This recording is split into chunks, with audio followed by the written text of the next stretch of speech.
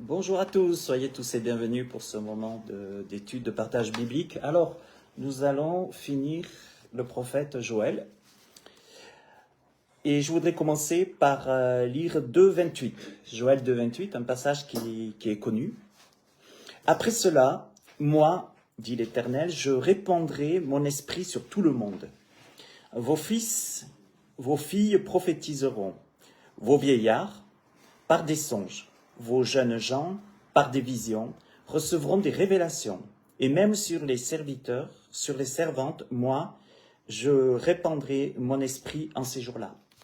À ce propos, je vous invite à vous rendre, je vous ai aujourd'hui posté une étude, une méditation biblique, et vous verrez que c'est un rapport aussi avec ça. Quand Dieu choisit, il réveille l'esprit, il donne son esprit pour que nous puissions accomplir sa volonté, bien sûr. Alors, cette pensée de Joël, où Dieu dira qu'il va répandre son Esprit Saint sur tout le monde, elle est déjà présente, en tout cas, dans l'Ancien Testament, cette pensée. Regardez bien, Nombre 11, 29, Moïse lui répondit, « Es-tu jaloux pour moi? Puisse tout le peuple de l'Éternel être composé de prophètes, et veuille l'Éternel mettre son esprit sur eux. » On retrouve déjà cette pensée de que Dieu mettait son esprit sur eux, sur le peuple, sur son peuple. Dieu veut donner son esprit, Dieu veut réveiller notre esprit. Et alors, maintenant, c'est le prophète Joël. C'est quand? Ça va s'accomplir quand, cette histoire? Ça, c'est... Il y en a qui pensent que c'est à la Pentecôte, d'autres non. C'est intéressant. Je le relis, Joël 2, 28. Après cela, moi, je répandrai mon esprit sur tout le monde. Vos fils, vos filles prophétiseront. Vos vieillards par des songes, vos jeunes gens par des visions recevront des révélations. Et même sur les serviteurs, sur les servantes, moi, je répandrai mon esprit en ces jours-là. Alors, en ces jours-là, de quand s'agit-il? Premièrement, Joël s'adresse au peuple juif, au peuple d'Israël. Donc, ce passage concerne premièrement le temps après les ténèbres de la grande tribulation. On va voir. Où Dieu, nous sommes, donc, il y a, vous savez qu'à la semaine de Daniel, les 7 ans, on en a souvent parlé, nous sommes après les ténèbres de la grande tribulation, et Dieu jugera le monde, et Jésus-Christ établira son règne de 1000 ans sur la terre. Et c'est à ce moment-là, le peuple d'Israël, le peuple juif, va, selon Zacharie, ils vont reconnaître, il posera le Messie d'Israël, le vrai, parce qu'avant il y en aura eu un autre, mais c'est l'Antichrist, c'est celui qui est proche. Ils vont reconnaître, Dieu dit, c'est intéressant, Dieu dit dans Zacharie, quoi? Dieu dit que, en ce temps-là, quand Jésus va poser les pieds sur le mont des Oliviers, Dieu mettra un esprit de repentance. C'est intéressant. Vous savez, et ils vont reconnaître celui qu'ils ont percé. Et là, il est dit que tout Israël va se convertir, va reconnaître le Messie, va se tourner vers le Messie. Avant, bien sûr, il y aura eu ce temps de guerre où toutes les nations vont monter contre Jérusalem. Il est bien dit. Il y aura un temps de guerre. Mais nous sommes ici, quand Joël s'adresse dans Joël, là, que Dieu va répandre son esprit sur toute chair, c'est à ce moment-là. C'est à ce moment, quand Jésus, mais nous verrons que la Pentecôte, ça nous concerne aussi. Quand Jésus va poser ses pieds sur le mont Olivier, il va revenir s'installer, il va régner sur tout Israël à Jérusalem. La Bible dit que ceux qui monteront voir Jésus à Jérusalem seront bénis. Ceux qui ne monteront pas, malheureusement, ne seront pas arrosés de cette bénédiction. Parce que Dieu veut répandre de son esprit sur toute chair. Et ce qui se passera, ici, il est question des Israélites, donc, qui vont se repentir. Les Juifs, Israël va se repentir, il va reconnaître son Messie. Qu'est-ce qui s'est passé pour nous quand on a reconnu Jésus dans notre cœur? Dieu nous a donné son esprit. Ben voilà. Après la repentance, après recevoir Jésus dans son cœur, après on reçoit le Saint-Esprit aujourd'hui. Enfin, normalement. Bon, mais tout commence par la repentance.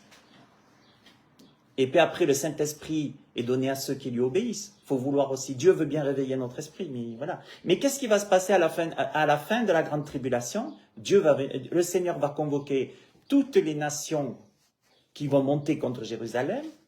Hein, et là, à ce moment-là, l'Antichrist sera encore sur la terre, mais là, c'est fini pour lui. Après les 7 ans, il va être après il va être lié et mis avec le faux prophète, hein, et Satan, ils seront liés pour une trinité, si vous préférez, l'anti-trinité sera liée pour 1000 ans. L'antichrist et le faux prophète restent en enfer, hein, le Satan est délié après les 1000 ans un moment. Mais avant que Satan soit délié, pendant ces 1000 ans, suite, comme Israël va reconnaître son Messie, ils vont se repentir, le Seigneur va envoyer son esprit sur tout le peuple juif. Tous ceux qui vont se convertir, tous ceux qui vont reconnaître le Messie. Ils seront baptisés, Dieu va donner son esprit. Et c'est pour ça qu'il est dit quoi? On continue. Vos fils, vos filles, vos vieillards, vos jeunes gens. Pourquoi il est question? Pourquoi c'est précisé ici? Vos fils, vos filles, vos vieillards, vos jeunes gens. Tout le monde reçoit le Saint-Esprit, parce que tout le monde va reconnaître celui qu'ils ont percé.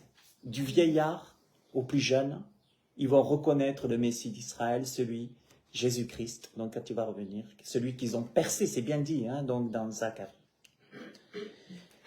Alors, ces Juifs qui vont recevoir le Saint-Esprit, le peuple de Dieu, ils vont le recevoir, ce sont ceux qui n'ont pas péri aux mains de l'Antichrist, parce que malheureusement, il y aura des Juifs comme tout le monde qui vont périr, des croyants aussi qui vont périr par les mains de l'Antichrist.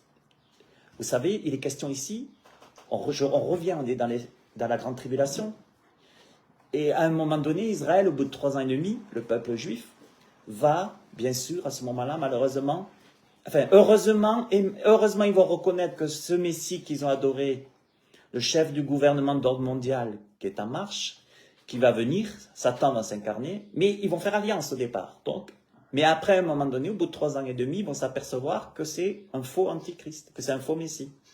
Et vient pour eux le moment, les 2 derniers 3 ans et demi, vient pour eux un moment pire qu'avec Hitler.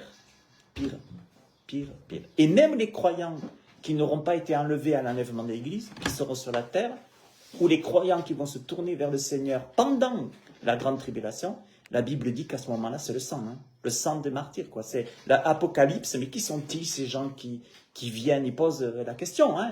Et puis le Seigneur lui dit, mais ça, ce sont les martyrs de la grande tribulation. Voilà, c'est pour ça qu'il vaut mieux être enlevé, parce qu'après, ça va faire mal. Mais le peuple, alors, il y en a qui vont mourir. Il y en a qui vont, pendant le temps de l'Antichrist, l'Antichrist, de toute façon, voudra mettre à mort tous ceux qui ne voudront pas. C'est un empire romain qui se reconstitue maintenant. Donc l'empereur romain, ça ne change pas. Regardez le prophète Daniel et d'autres. Tu veux te prosterner? Oui. Tu veux pas te prosterner? Ben, hop. Donc, il y a des gens qui, si tu ne te tournes pas vers, si tu n'es pas dans le gouvernement mondial, dans la mondialisation sauvage, eh ben, voilà. Donc, ça va revenir.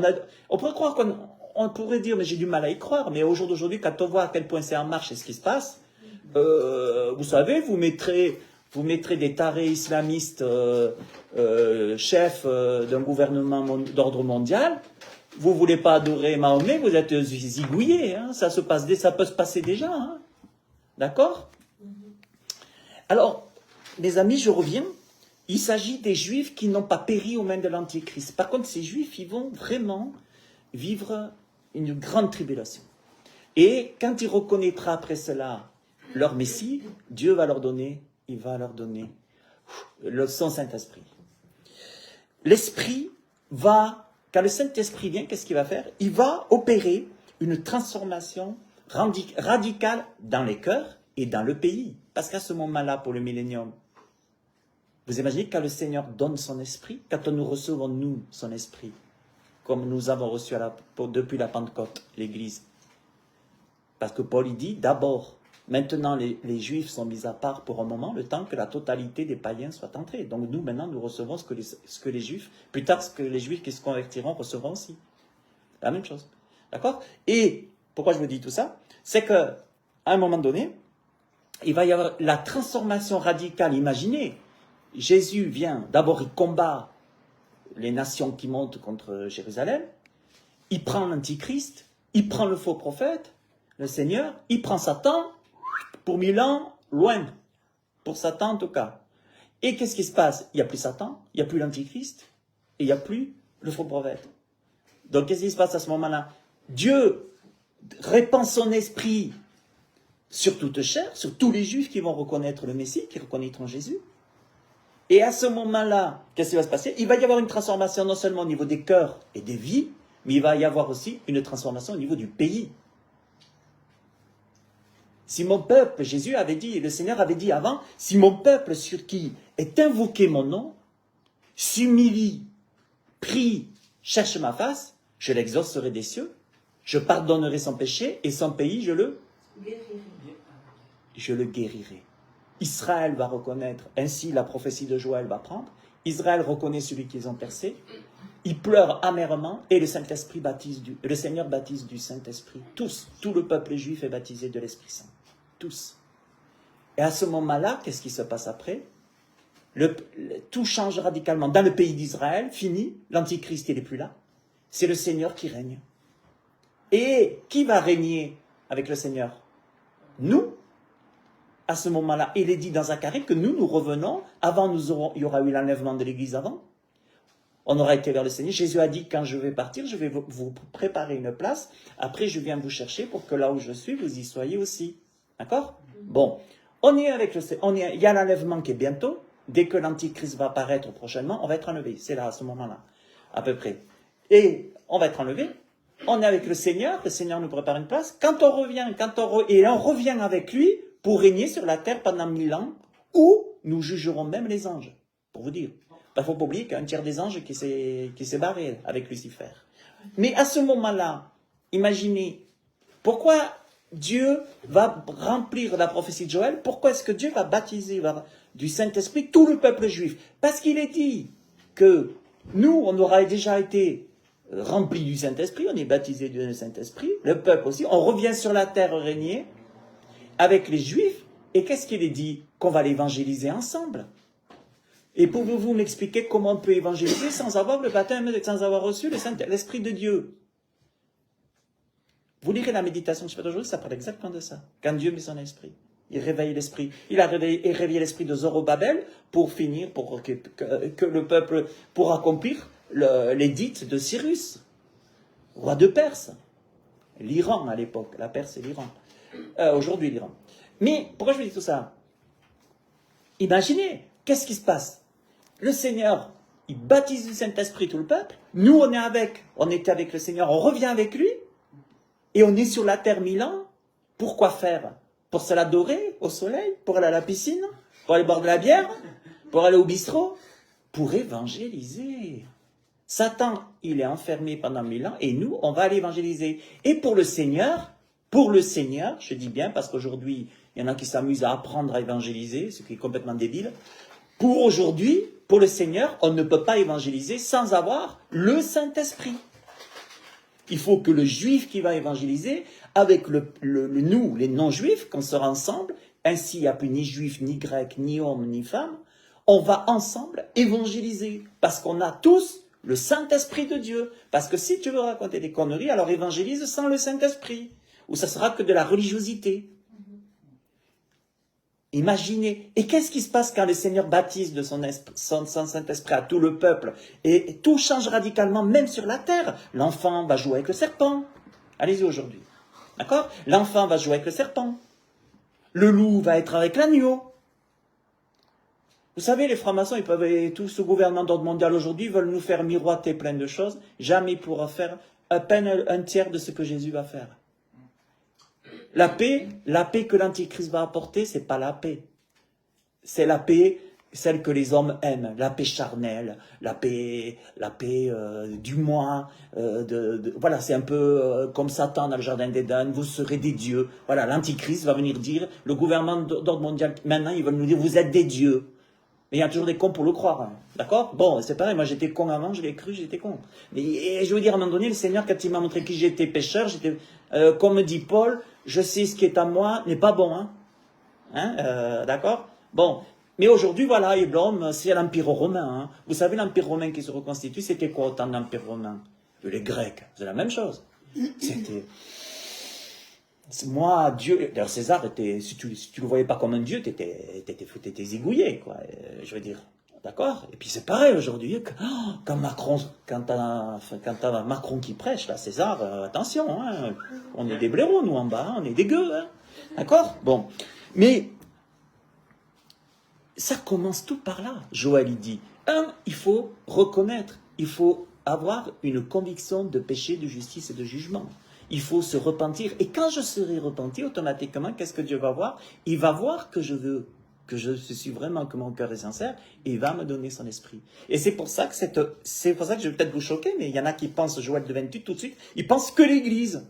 Non, c'est pas pour l'Église d'abord. Il ne faut pas oublier que les prophètes sont des prophètes du peuple juif, qui nous concernent, à portée prophétique.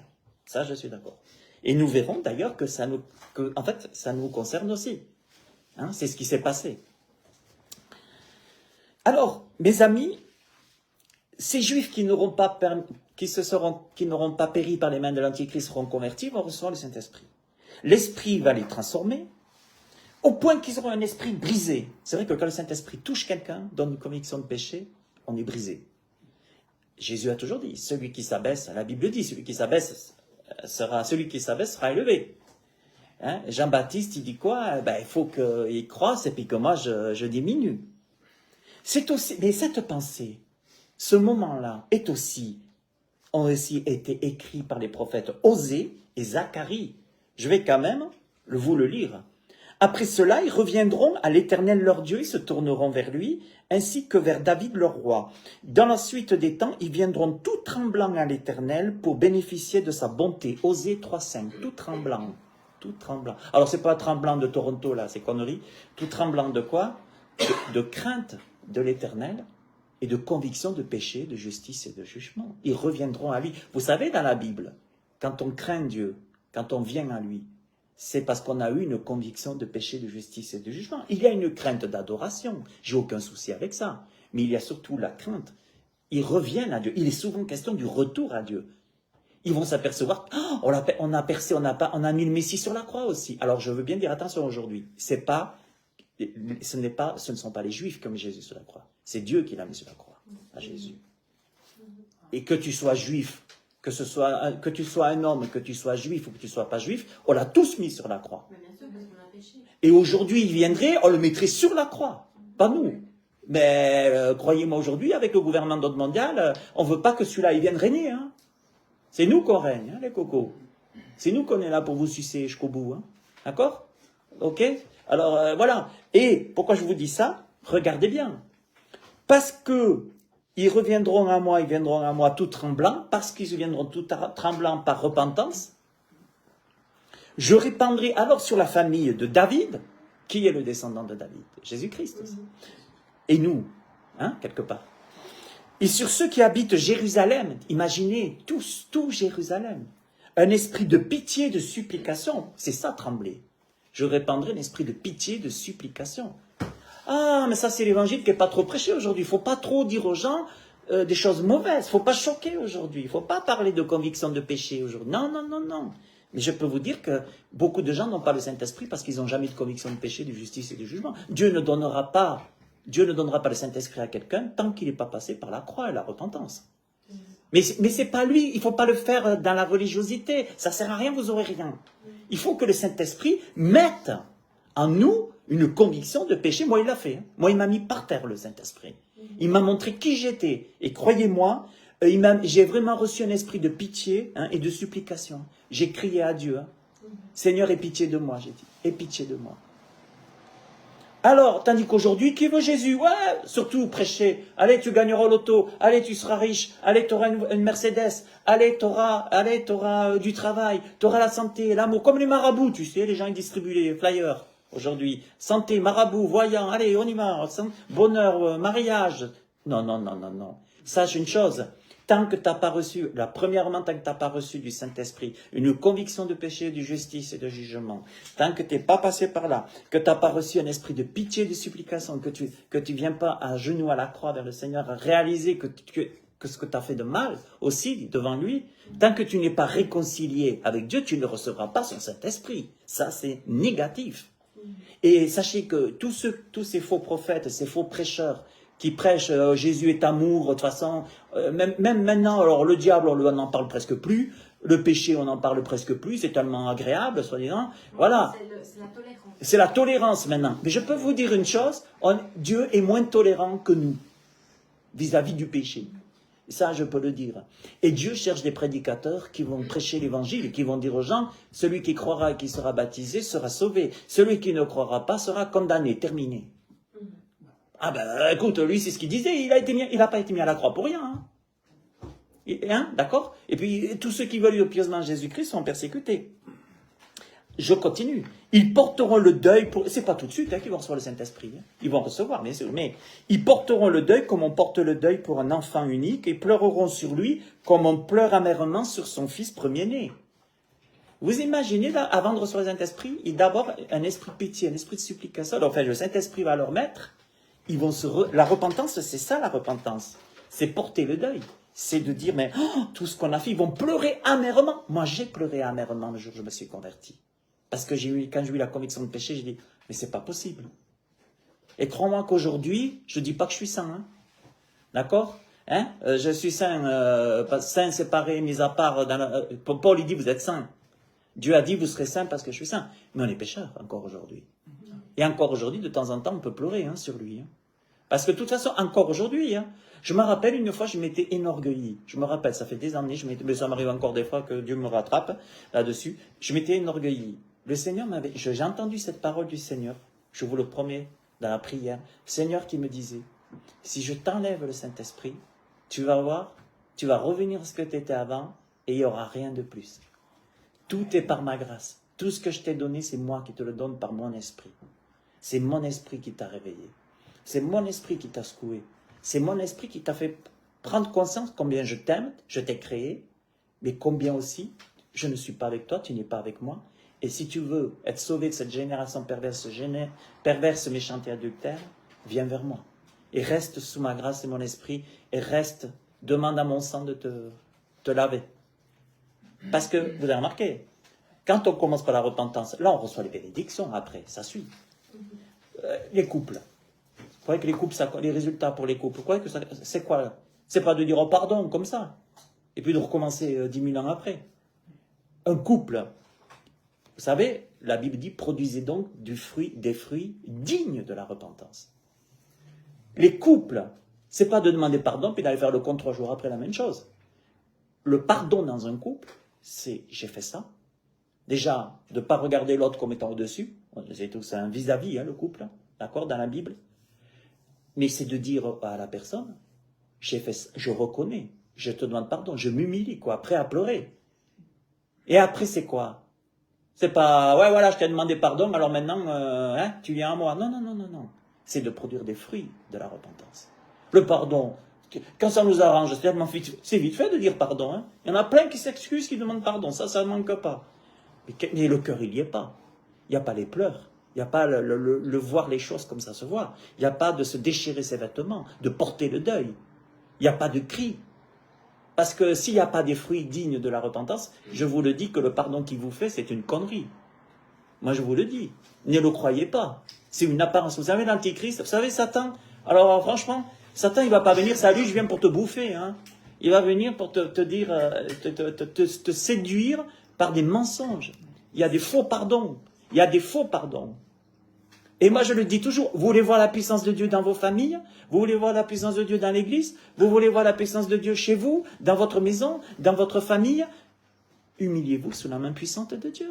Restons dans le Seigneur. C'est lui notre Dieu. Et à un moment donné, vous savez, dès que vous lâchez un peu, vous savez, on va vite le savoir. Hein.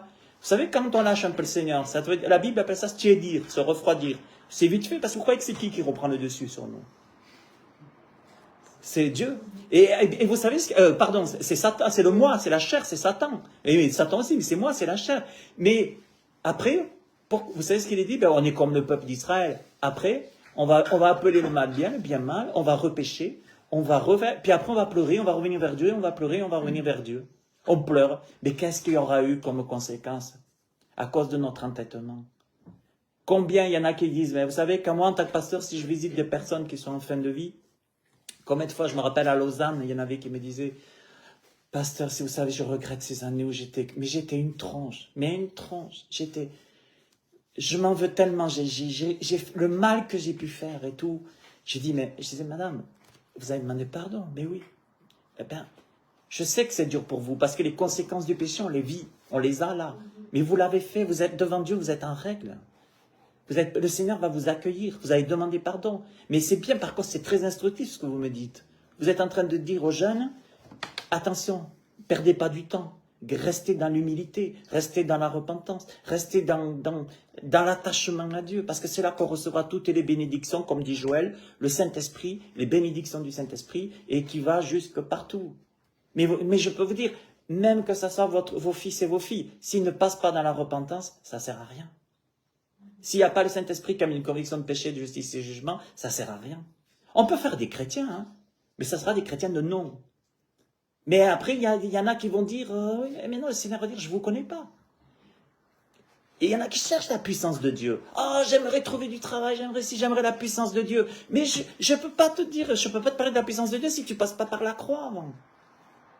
Il faut d'abord passer par la croix, c'est le chemin. La repentance, être à nu vis-à-vis de ce que tu es, de ce que je suis devant Dieu. Et là, je recevrai, Dieu va ouvrir les écluses des cieux. Plus on mettra le Seigneur même sur... On parlait tout à l'heure hein, du coin bleu et tout, on priait pour des employés. Mais mettons le Seigneur. Prêchons le Seigneur. Prions. Enfin, je dis pas de... On est d'accord, on ne fait pas de prosélytisme, mais c'est que ces lieux... Demandons pardon pour ce qui se dit dans ces lieux, tout ce qui se passe dans ces lieux, tout ce qui n'est pas à sa gloire dans ces lieux. Et vous verrez, après, le Saint-Esprit, ce qu'il va faire.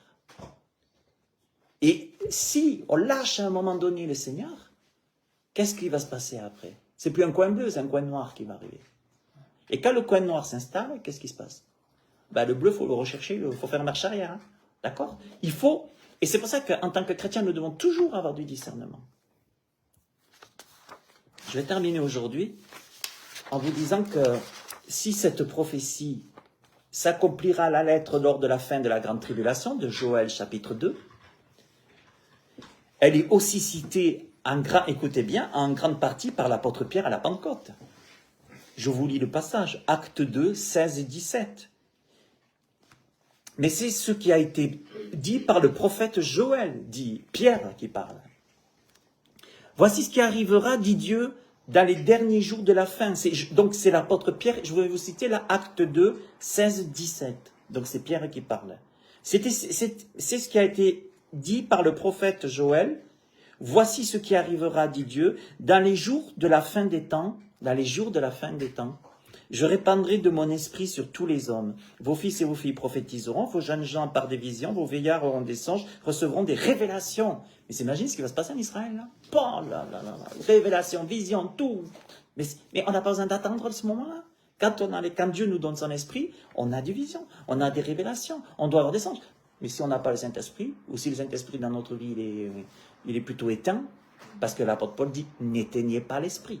S'il est éteint, qu'est-ce qui va se passer? Mais il n'y a plus de vision, il n'y a plus de prophétie, il n'y a plus rien. Vous savez, moi, je vous dis franchement, quand j'entends même des chrétiens, mais je leur dis, mais vous ne savez pas où on en est aujourd'hui? Attendez, vous savez pas où vous en êtes aujourd'hui? À ce qui se passe chaque jour, ce qu'on entend à la télé, à la radio, ça vous choque? Mais c'est rien. Mais non seulement on nous l'a dit, le Saint-Esprit nous le dit, nous le rappelle, nous le répète.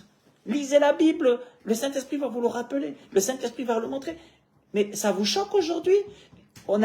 Hier on était, je vais vous dire une chose, et ça c'est vraiment aujourd'hui cette politique d'extrême gauche, aujourd'hui qui est grave, qui est New Age, qui est vraiment, et faites attention à l'extrême gauche, au gauchisme aujourd'hui. Non mais je vais vous expliquer quelque chose, pourquoi je le dis. Parce que hier j'ai vu quelque chose au bord du lac de Neuchâtel qui m'a choqué. Choqué. Et je l'ai vu 2 fois.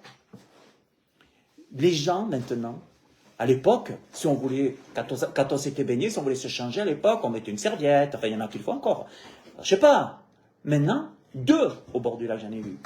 Devant tout le monde, des gamins qui sont là, des gamins. Des gamins de l'âge, il y avait Déborah là, heureusement elle n'a pas vu. Et les mecs, ils baissent leurs shorts, leur maillot à poil devant tout le monde. Ils s'essuient, et ils mettent une culotte, et ils mettent le short. Alors, on peut rigoler, c'est sûr. Mais je peux vous dire, on revient à quoi? Je sais, au gauchisme 68 ans. Hein, ce qui est... Non mais Dieu l'a prévenu, ça. Dans les derniers temps, ça sera comme au temps de Noé. Ça a été prévenu. Sodome et Gomorrhe, aujourd'hui. As-tu moins de 18 ans? Moi? Non, j'ai plus de 18 ans. Ok, ping. Mais la perversion, elle est partout aujourd'hui. La débauche, elle est partout aujourd'hui. Parce qu'à part l'Esprit de Dieu, bien au contraire. Ah, mais il y a des jugements. Oh là là, hop, et la terre se réchauffe. Bien sûr, la faute, c'est la terre. La nature, elle gémit. Elle attend la révélation, elle attend le millénium, parce que le Seigneur va revenir. Je peux vous dire, pour que la nature, le réchauffement climatique, il va être réglé quand le Seigneur va revenir sur la terre. C'est là que ça va être réglé. Mais l'homme, au lieu de se dire, j'arrête pas d'attirer la colère de Dieu, j'arrête pas de pécher contre Dieu, contre sa parole. Moi, je vous dis, mais soyons pas dans l'étonnement. Et là, ce qu'on vit, on n'est pas dans l'accomplissement des 7 sceaux, des 7 trompettes et des 7 coupes de l'Apocalypse. Moi, je vous le dis. Il n'y a pas encore, on n'est pas loin, mais il n'y a pas encore le tiers de la terre qui est brûlé. Il n'y a pas encore, on voit déjà, vous lisez les 7 sceaux, 7 coupes, 7 trompettes, vous allez voir l'eau qui est polluée, vous allez voir les animaux qui meurent, vous allez voir, mais on y est déjà, mais en partie, mais c'est pas encore. Et quand ça arrive, les gens, oh, mais soyons pas, alors que les gens du monde qui ne sont pas chrétiens soient étonnés, ils s'en foutent, ils ne croient pas, ils croient en rien, ils croient en leur ventre, et à leur bouteille, ça c'est leur problème. D'accord? Mais ce que je veux dire, mais nous, on est au courant. Et quand le Saint-Esprit vient, c'est vraiment une bénédiction. Regardez bien ce que dit l'apôtre Pierre. Pierre, lui, il a supprimé après cela de Joël. Lui, il n'a pas dit, Pierre n'a pas dit après cela. Parce que Joël parle pour l'après la grande tribulation, il est à la fin des 7 ans. Après cela. Non, Joël, lui, il le remplace par, il supprime après cela pour le remplacer par, c'est ce qui a été dit par le prophète Joël. C'est ce qui a été dit par le prophète Joël. Donc, la Pentecôte que vous vivez, là, Pierre est en train de dire, parce qu'il était en train de se passer, en partie ce qui va se passer quand Jésus va revenir, qui va baptiser tout le monde du Saint-Esprit. Les gens ont dit, mais ils sont ivres ou quoi? Alors ivres, ils ne sont pas passés, pas parce que c'est à Toronto qu'ils étaient ivres, hein, je vous rassure. Ils étaient ivres pourquoi? Parce que les gens ne les reconnaissaient pas. Parce que le Saint-Esprit est en train tellement de les toucher, de les mettre devant Dieu, de pleurer, puis même d'une joie. Mais les gens disaient, mais ils sont ivres. C'est vrai que les gens, s'ils nous voyaient tout joyeux, ils diraient, David, il a dansé à un moment donné avec l'arche, je veux dire, les gens disaient, mais il est complètement pété ce mec. D'accord? Bon. Et l'apôtre Pierre remplace après cela de Joël, il le remplace par c'est ce qui a été dit par le prophète Joël. Donc c'est au présent. Ça veut dire ce que vous êtes en train de vivre là à la Pentecôte, et le Seigneur a dit attendez ce moment avant d'aller évangéliser. C'est-à-dire ce qui se passe là, c'est exactement ce qui va se passer pour le peuple juif après la grande tribulation. Et tout le peuple va le recevoir, le Saint-Esprit. Et c'est pour ça que les croyants, c'est pour ça que Paul dit que nous sommes greffés à Israël. Donc un conseil, ceux qui maudissent Israël, attention, parce que ça retombe après sur le coin de la gueule. Mais ce que je veux dire, c'est que ce que nous vivons, il y a quand même aujourd'hui, heureusement, des Juifs qui se tournent vers le Seigneur et qui vivent comme nous. Hein, ils sont baptisés d'un Saint-Esprit. Je parle des Juifs, Joël, il parle des Juifs qui auront survécu aux mains de l'Antichrist. Mais ils seront ceux qui sortent de la grande tribulation, vainqueurs. Et c'est à ce moment-là. Voilà. Et ce qui s'est passé à la Pentecôte est un avant-goût de ce qui arrivera un jour dans l'avenir. En effet, quand le Saint-Esprit est descendu sous forme de langue de feu, il ne s'est posé que sur les disciples du Seigneur, environ 3000 personnes, et imaginez bien, quand le Saint-Esprit vient, écoutez ça, 3000 personnes, furent ajoutés au nombre des croyants. Acte 2, 41. 3000. Alors imaginez pour le Seigneur, quand il va apparaître sur les monts d'Olivier, qu'il va poser ses pieds, je peux vous dire, mes amis, que tout le monde reçoit le Saint-Esprit. Tu m'étonnes que Satan soit plus là avec l'Antichrist et le faux prophète. 3000. Or, la prophétie de Joël dit que le Saint-Esprit sera donné à tous les Israélites. Ce qui ne s'est pas passé à la Pentecôte. Mais ça ne veut pas dire que des Juifs n'ont pas été touchés. Mais là, on parle de conversion nationale d'Israël. Et c'est pour ça que c'est spirituel aujourd'hui que l'antisémitisme est provoqué par Satan. Ce sont des démons. Les gens, et c'est pour ça que je vous dis, même majoritairement de gauche, il y a en France, Mélenchon et tout, c'est des sacrés antisémites, ces gens-là. Mais c'est des démons derrière ces gens. Des démons. Ils veulent tous foutre Jérusalem, les Juifs et tout, mais voilà. Et en revanche, ce qui a eu lieu sera reproduit des milliers de fois dans les jours de la fin. Moi, je me réjouis de voir ça. On va revenir avec le Seigneur et on va le voir. Et nous, ces saints, Zacharie, il posera ses pieds sur le mont des Oliviers, l'ascension, il est parti, il revient, et tous ces saints avec lui, on est avec lui. Et on va le voir. Et vous imaginez ce qu'on va voir, ce qu'on va vivre. Oh, moi, j'en ai plein le cul dans ce monde maintenant. Hein. Franchement, je ne sais pas vous, mais moi, vu que Satan, l'antichrist, faux prophète, la franc-maçon et les francs-maçons, tout gouvernement d'ordre mondial, manque tout ça dégage, hein, parce que, je vous dis, hein, on revient dans Babel. Hein. On revient à la tour de Babel. Hein, c'est l'Empire romain qui se reconstitue. Ah, mais attention. Et c'est à ce moment-là que Dieu va aussi convoquer Babel. Hein. Et qu'est-ce qui s'est passé à la tour de Babel quand Dieu est venu? Ouais. Et bien c'est ce qui va se passer de nouveau. Et le royaume du Christ sera proclamé. Allez, on continuera par la suite. Là, aujourd'hui, ce qu'il faut retenir, c'est ce passage de Joël qui est en cité. Je répandrai après cela. À la Pentecôte, il n'a pas dit après cela. C'est ce que vous voyez maintenant. C'est après cela, c'est après la grande tribulation de Joël. Que Dieu vous bénisse tous. Je salue mes amis Facebook. Soyez tous bénis. N'hésitez pas à vous rendre sur mon site Pasteur Rami, vous inscrire à la newsletter. Et puis, à très bientôt pour d'autres enseignements.